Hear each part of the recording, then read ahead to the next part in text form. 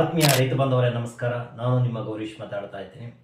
ಇವತ್ತು hydroponic system ಬಗ್ಗೆ ನಾವು ಈ ಒಂದು ವಿಡಿಯೋ ಮುಖಾಂತರ ತಿಳಿಸ್ಕೊಡುವಂಥ ಒಂದು ಪ್ರಯತ್ನವನ್ನು ಮಾಡ್ತಾ ಇದ್ದೀನಿ.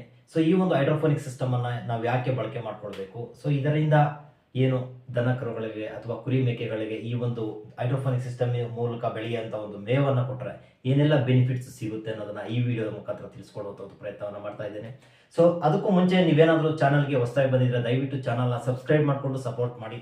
ಹಾಗೆ ಈ ಒಂದು ವಿಡಿಯೋವನ್ನ ಒಂದಷ್ಟು ಜನ ರೈತರಿಗೆ ಈ ಒಂದು ವಿಡಿಯೋವನ್ನ ಶೇರ್ ಮಾಡ್ತೀರಾ ಅಂತ ಹೇಳ್ತಾ ಇವತ್ತಿನ ವಿಡಿಯೋವನ್ನ ಶುರು ಮಾಡೋಣ.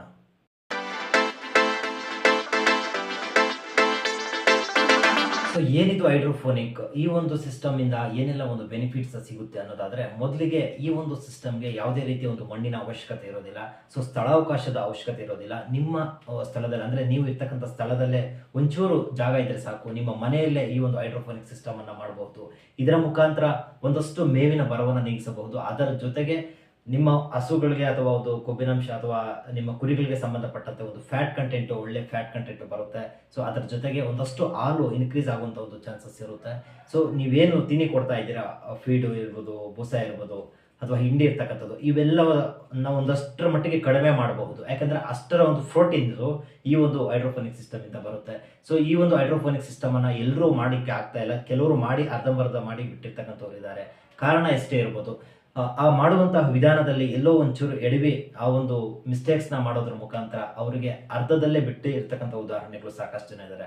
ಸೊ ಹಾಗಾದ್ರೆ ಏನ್ ಮಾಡಬೇಕು, ಕಂಪ್ಲೀಟ್ ಆಗಿ ನಾವು 100% ಇನ್ವಾಲ್ವ್ಮೆಂಟ್ ಇಂದ ಮಾಡಿದ್ರೆ ಮಾತ್ರ ಇಲ್ಲಿ ಸಕ್ಸಸ್ ಅನ್ನ ಸಾಧಿಸ್ಲಿಕ್ಕೆ ಆಗುತ್ತೆ.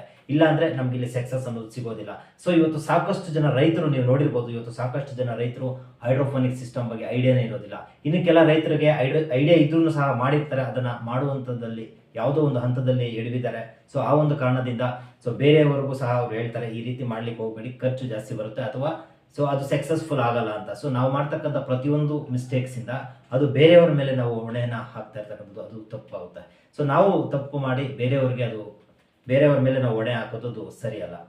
ಇನ್ನು ಇವತ್ತು ಬಹಳಷ್ಟು ವಿಡಿಯೋಗಳಲ್ಲಿ ತಿಳಿಸ್ಕೊಟ್ಟಿದ್ದಾರೆ ಹೈಡ್ರೋಫೋನಿಕ್ ಸಿಸ್ಟಮ್ನ ಯಾವ ತರ ನಾವು ತಯಾರು ಮಾಡ್ಕೊಳ್ಬಹುದು ಅಂತ. PVC ಪೈಪ್ ಅಥವಾ CPVC ಪೈಪ್ ಮುಖಾಂತರ ಮಾಡ್ಕೊಳ್ಬಹುದು.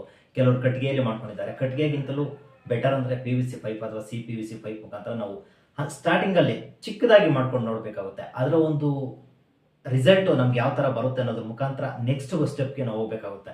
ಏಕಾಏಕಿ ಒಂದು ದೊಡ್ಡ ಮಟ್ಟದಲ್ಲೇ ಮಾಡೋದಲ್ಲ. ನೀವೇನೇ ಮಾಡಲಿ ಅದನ್ನ ಸ್ಟಾರ್ಟಿಂಗ್ ಇಂದ ಒಂದು ಆರಂಭದ ಹಂತದಲ್ಲಿ ಚಿಕ್ಕದಾಗಿ ಮಾಡ್ಬೇಕಾಗುತ್ತೆ. ಅದಾದ ನಂತರ ಯಶಸ್ವಿ ಸಕ್ಸಸ್ ಅನ್ನ ಆದ್ಮೇಲೆ ಆ ಒಂದು ಕೆಲಸಕ್ಕೆ ಕೈ ಹಾಕಬೇಕಾಗುತ್ತೆ. ಸೊ ಇದು ಅಷ್ಟೇ.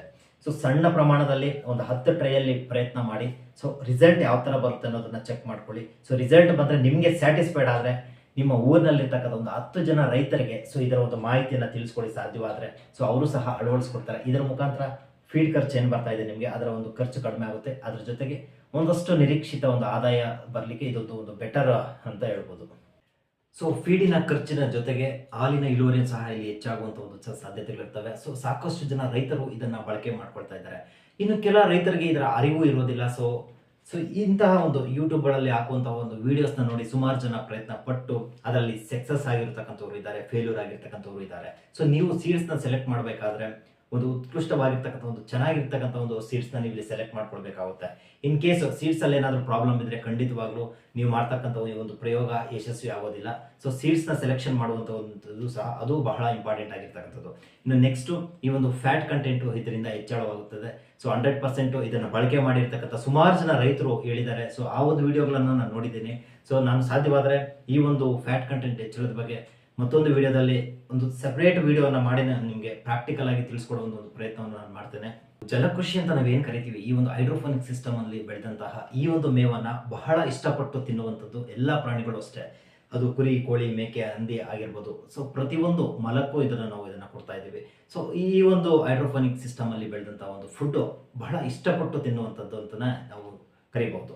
ಇನ್ನು ನೆಕ್ಸ್ಟ್ ಇದೊಂದು ಉತ್ಕೃಷ್ಟವಾದ ಒಂದು ಮೇವಾಗಿದ್ದು 1 kg ನಾವು ಒಂದು ಜೋಳವನ್ನ ತೆಗೆದುಕೊಂಡು ಅದರಿಂದ ಒಂದು 8 ರಿಂದ 9 kg ಒಂದು ಅಪ್ರಾಕ್ಸಿಮೇಟ್ ಒಂದು ಆವರೇಜ್ 8 ರಿಂದ 9 kg ಅಷ್ಟು ನಾವು ಆ ಒಂದು ಜೋಳವನ್ನ ತೆಗೆದುಕೊಳ್ಬಹುದು. ಸೊ ಆ ಒಂದು 8 ರಿಂದ 9 kg ಜೋಳವನ್ನ ನಾವು ಪ್ರತಿನಿತ್ಯ ಹಸುಗಳಿಗೆ ಕೊಟ್ಟಾಗ ಅಥವಾ ಕುರಿ ಮೇಕೆಗಳಿಗೆ ಕೊಟ್ಟಾಗ ಅದರಲ್ಲಿ ಒಂದು ರಿಸಲ್ಟ್ ಸಹ ನಮಗೆ ಕಂಡು ಬರುತ್ತೆ. ಸೊ ಇದು ಕೇವಲ ಇದೊಂದನ್ನೇ ಕೊಟ್ಬಿಟ್ರೆ ಸಾಕು, ವಿಡಿಯೋದಲ್ಲಿ ಹೇಳಿದ್ದಾರೆ ಇದೊಂದನ್ನೇ ಕೊಟ್ಬಿಟ್ರೆ ಸಾಕು ಚೆನ್ನಾಗಿ ಬೆಳೆದು ಬಿಡುತ್ತೆ ಅನ್ನೋದಲ್ಲ. ಸೊ ನೀವು ಏನು ಮೇವು ಕೊಡ್ತಾ ಇದ್ದೀರಾ ಅದರ ಜೊತೆಗೆ ಇದನ್ನು ಕೊಟ್ಟಾಗ ಒಂದು ಉತ್ಕೃಷ್ಟವಾದ ಒಂದು ಗುಣಮಟ್ಟದ ಒಂದು ಬೆನಿಫಿಟ್ಸು ಈ ಒಂದು ಹೈಡ್ರೋಫೋನಿಕ್ ಸಿಸ್ಟಮಿಂದ ನಮಗೆ ಸಿಗುತ್ತೆ. ಹಾಲಿನ ಇಳುವರಿ ಇರ್ಬೋದು ಹಸುಗಳಲ್ಲಿ, ಅಥವಾ ಕುರಿಗಳಲ್ಲಿ ಫ್ಯಾಟ್ ಕಂಟೆಂಟ್ ಇರ್ಬೋದು. ಸೊ ಉತ್ಕೃಷ್ಟವಾಗಿ ಬೆಳೆಯುತ್ತೆ. ಸೊ ಪ್ರಾಕ್ಟಿಕಲ್ ಆಗಿ ಪ್ರಯತ್ನ ಪಡಿ. ಸಾಕಷ್ಟು ಜನ ಸಾವಿರ ರೀತಿ ಹೇಳ್ಬೋದು. ಒಂದು ವಿಡಿಯೋ ಅಂತ ಬಂದಾಗ ಅದಕ್ಕೆ ಪಾಸಿಟಿವ್ ಆಗಿ ರೆಸ್ಪಾನ್ಸ್ ಬರುತ್ತೆ, ನೆಗೆಟಿವ್ ಆಗಿ ರೆಸ್ಪಾನ್ಸ್ ಬರುತ್ತೆ. ನಾವು ಪ್ರಾಕ್ಟಿಕಲ್ ಆಗಿ ಏನು ಪ್ರಯತ್ನ ಪಡ್ತೀವಿ ಅದು ಬಹಳ ಇಂಪಾರ್ಟೆಂಟ್ ಆಗುತ್ತೆ. ಸಾಧ್ಯವಾದರೆ ನಿಮಗೆ ಈ ಒಂದು ವಿಡಿಯೋನ ಪ್ರಾಕ್ಟಿಕಲ್ ಆಗಿ ನೆಕ್ಸ್ಟ್ ವಿಡಿಯೋದಲ್ಲಿ ತಿಳಿಸ್ಕೊಡುವಂಥ ಒಂದು ಪ್ರಯತ್ನ ಮಾಡ್ತೇನೆ. ಸೊ ಹೈಡ್ರೋಫೋನಿಕ್ ಸಿಸ್ಟಮನ್ನು ನಾನೇ ಸ್ವತಃ ತಯಾರು ಮಾಡಿ ಅದರಲ್ಲಿ ಬೆಳೆದಂಥ ಒಂದು ರಿಸಲ್ಟ್ನ ನಾನು ನಿಮಗೆ ಲೈವ್ ಮುಖಾಂತರ ತಿಳಿಸ್ಕೊಡುವಂಥ ಒಂದು ಪ್ರಯತ್ನವನ್ನು ಮಾಡ್ತೇನೆ. ಸೊ ಇಷ್ಟೊತ್ತು ವಿಡಿಯೋವನ್ನು ನೋಡಿದ್ದಕ್ಕಾಗಿ ಎಲ್ಲರಿಗೂ ಧನ್ಯವಾದಗಳು. ಸೊ ಸಿಗೋಣ ಮುಂದಿನ ವಿಡಿಯೋದಲ್ಲಿ. ನಮಸ್ಕಾರ.